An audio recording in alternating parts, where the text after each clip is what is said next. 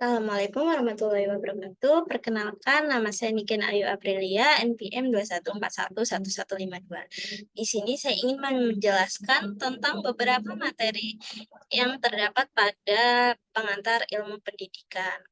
Yang pertama yaitu definisi hakikat manusia dan perkembangan. Definisinya sendiri, hakikat manusia merupakan esensi atau karakteristik fundamental yang membedakan manusia dari makhluk lain. Ini mencakup sifat seperti rasionalitas, kebebasan, dan keterikatan sosial.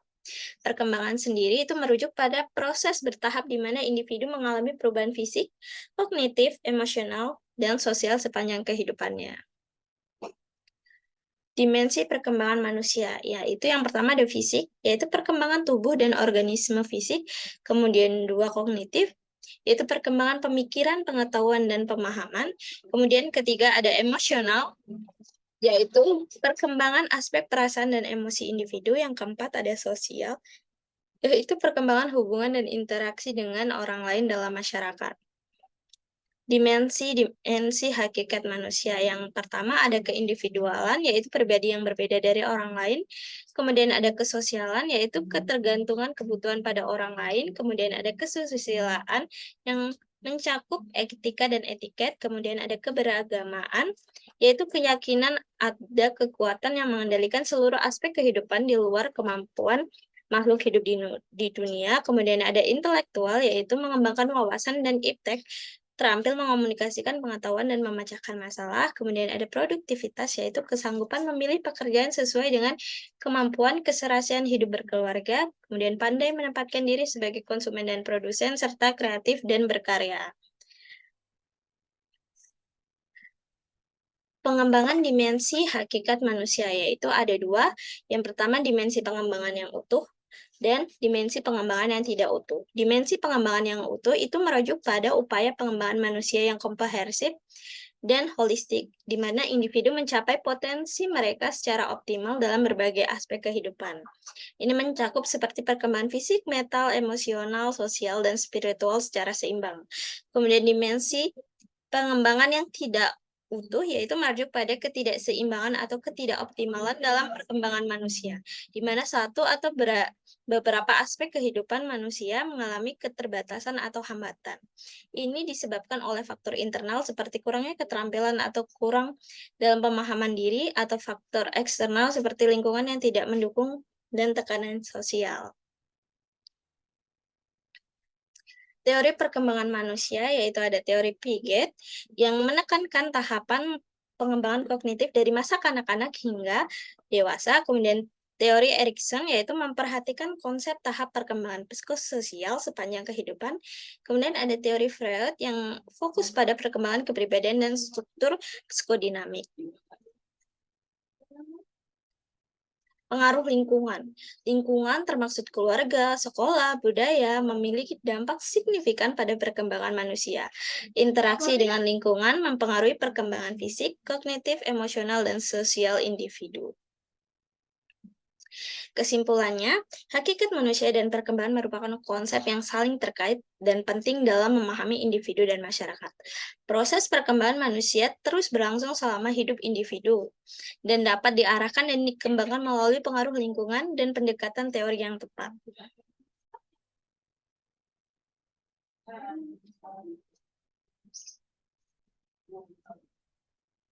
Materi kedua, saya ingin menjelaskan tentang landasan pendidikan.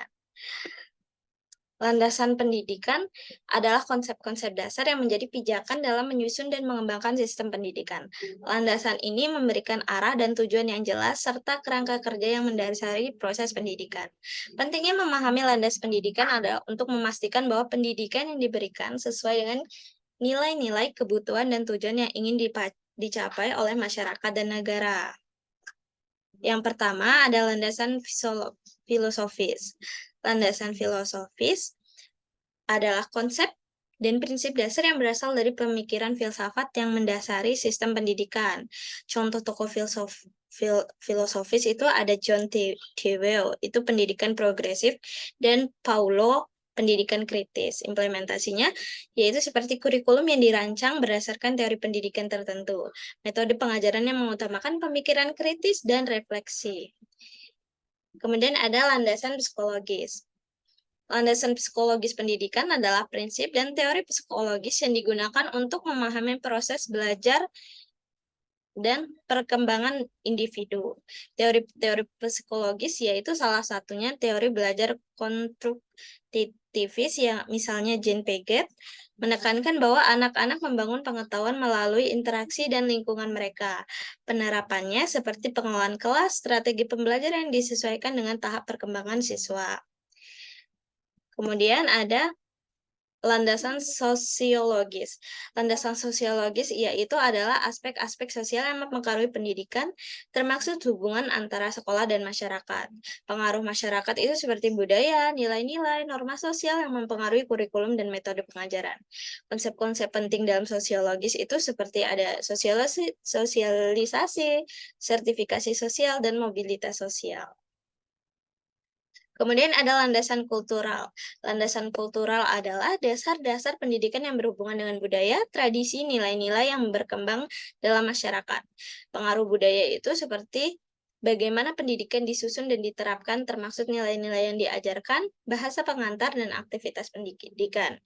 Implementasinya yaitu kurikulum berbasis budaya, seperti integrasi nilai-nilai budaya lokal dalam kurikulum, seperti pelajaran tentang seni, sejarah, dan adat istiadat lokal. Kesimpulannya, dengan memahami berbagai landasan pendidikan, kita dapat mengembangkan sistem pendidikan yang mencakup semua aspek penting dari filosofi dasar hingga aturan hukum dan budaya. Hal ini memastikan bahwa pendidikan yang diselenggarakan dapat bertahan lama dan terus berkembang sesuai dengan perubahan zaman dan kebutuhan di masyarakat. Selanjutnya, saya ingin menjelaskan tentang materi asas-asas pendidikan. Asas-asas pendidikan sendiri itu merujuk pada prinsip-prinsip dasar yang membentuk landasan atau fondasi dari sistem pendidikan dalam sebuah masyarakat. Asas-asas ini membimbing pembangunan, implementasi, dan evaluasi kebijakan pendidikan serta praktik-praktik pengajaran. Tujuan dari asas pendidikan yaitu yang pertama memberikan landasan filosofis dan yang kedua mengarahkan pembangunan sistem pendidikan. Asas universalitas, yaitu setiap individu memiliki hak untuk mendapatkan pendidikan tanpa diskriminasi. Asas kesetaraan, yaitu setiap individu memiliki kesempatan yang sama untuk mendapatkan pendidikan berkualitas.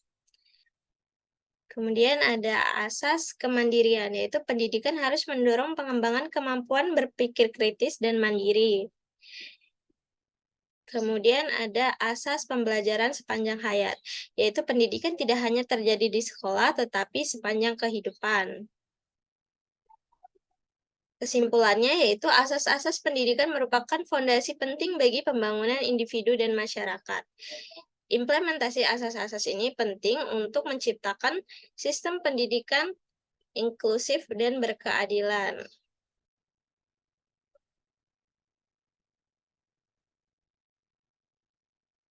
Materi selanjutnya yaitu tentang perkiraan dan antisipasi terhadap masyarakat masa depan.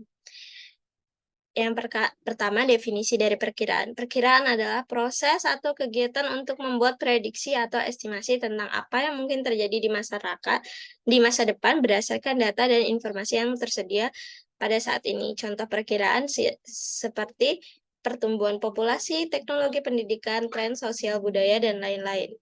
Antisipasi. Antisipasi adalah kemampuan untuk memprediksi atau memperkirakan kemungkinan peristiwa atau kondisi di masa depan dan melakukan persiapan atau tindakan yang sesuai untuk menghadapinya. Mengapa sih perkiraan itu penting? Yang pertama yaitu membantu penyusunan kebijakan pendidikan yang responsif terhadap perubahan, kemudian menyediakan pandangan yang lebih luas tentang arah perkembangan pendidikan di masa depan. Peran antisipasi dalam pendidikan yaitu yang pertama memungkinkan pengembangan kurikulum yang relevan dengan kebutuhan masa depan, serta mendorong inovasi dalam metode pengajaran dan pembelajaran. Tantangan pendidikan di masa depan.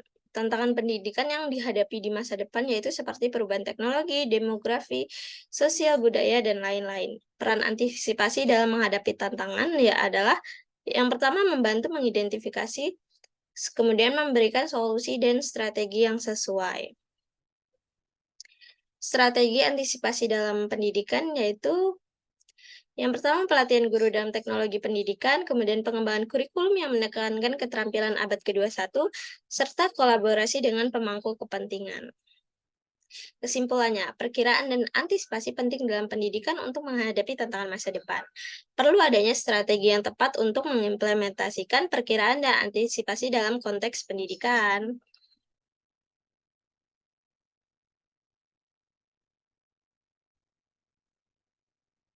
Materi selanjutnya dan yang terakhir yaitu pengertian fungsi dan jenis lingkungan pendidikan.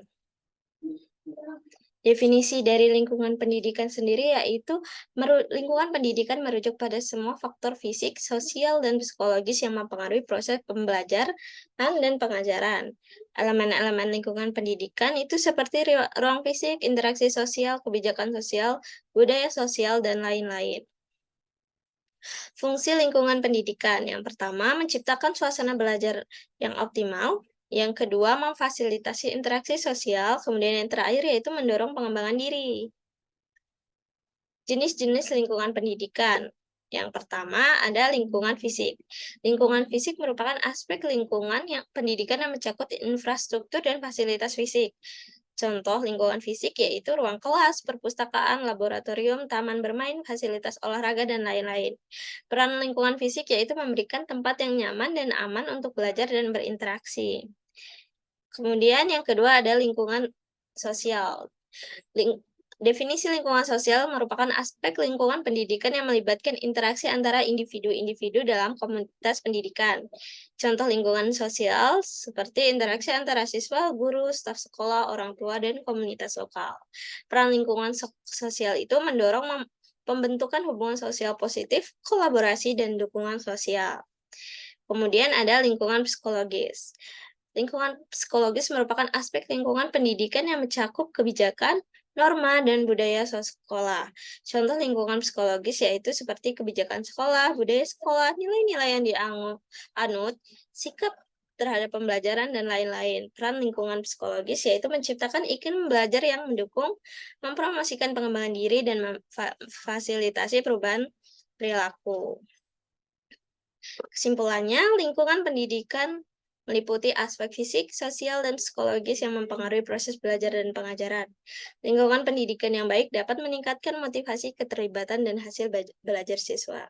Itu saja materi-materi yang terdapat pada pengantar ilmu pendidikan yang saya sampaikan. Apabila ada salah, saya mohon maaf. Wabillahi taufiq wal hidayah. Wassalamualaikum warahmatullahi wabarakatuh.